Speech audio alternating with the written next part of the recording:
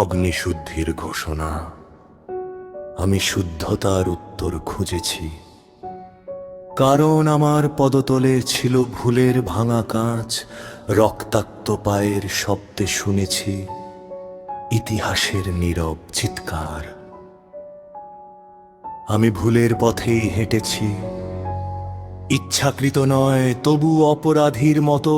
তাই প্রতিটি পদক্ষেপে অগ্নিশ্বাস নিয়েছি সূক্ষ্ম কোণে, যেন বুকের ভেতর জন্মনে নয় একটি মহাপ্লাবন সমম বিপ্লব।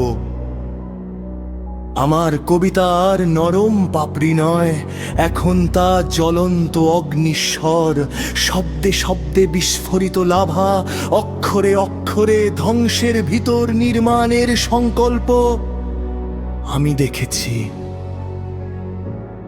বিপ্লবীরা ক্ষমতার স্বাদ পেলে তাদের জিহ্বা হয়ে যায় সোনার, আর কাঁচ ভাঙার শব্দ কেবল ক্ষণিক উল্লাস, কিন্তু অন্তরের শুদ্ধ আগুন নিঃশব্দে সাম্রাজ্য ভস্ম করে। আমি সেই আগুনের উত্তরাধিকারী, আমার রক্তে দাও দাও করে জ্বলে অস্বীকৃতির সূর্য। আমি কাঁচ ভাঙি না, আমি মিথ্যার আয়না গলিয়ে দিই। যেদিন শুদ্ধতার ভয়ের সাথে আপোষ করবে না, সেদিন আমার কবিতা আকাশে ছুড়ে দেবে অগ্নিবীজ, আর প্রতিটি হৃদয় হয়ে উঠবে এক একটি জ্বলন্ত ঘোষণা।